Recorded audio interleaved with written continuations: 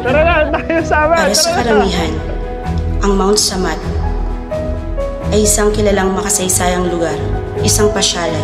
Veterans Affairs Office, forever honoring the sacrifices and bravery of our World War II heroes. Pero para sa ilang tao na naging magiting na tagapagdaloy ng kasaysayan ng Mount Samat,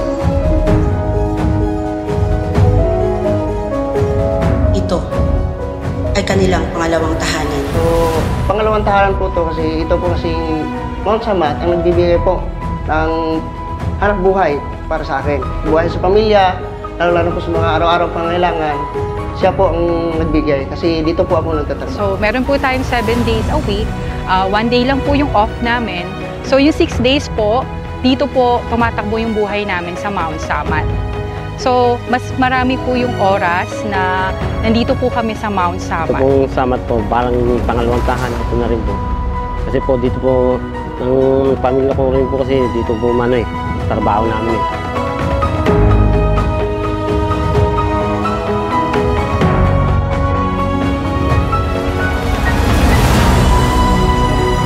The Samat Lives ay napangalanan itong bundok ng Mount Samat.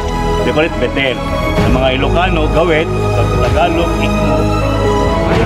So pag masaya ka sa trabaho mo at mahal mo ang trabaho mo, siguro minsan, sandaling oras, may stress ka. Pero if you love your work po, continue pa rin po yung trabaho. Kasi po, maganda po ang tanawin dito. Mare-relax ang ang isip ko rito pag nandito ka sa Mount Samat.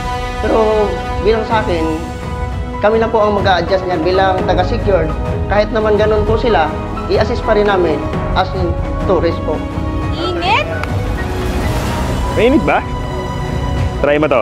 Itong cooling spray ng Kobe.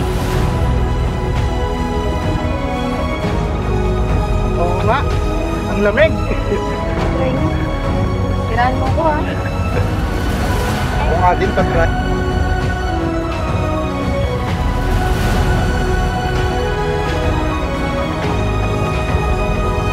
Kasi dito po nakipaglaban yung mga natin, ipaglaban yung bansa natin.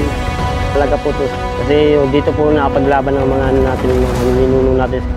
Kaya kailangan natin ingatan ng Mount Samat. So as a Bataenyo po, ako po ay isang Bataenyo, dito po ako pinanganak. So gusto ko pong ipagsigawan sa buong mundo na ang aming Bataan or ang Bataan ay may malaking kaugnayan po sa history at ang kalayaan po ng Pilipinas. Pinagmamalaki ko po na ako ay Bataenyo.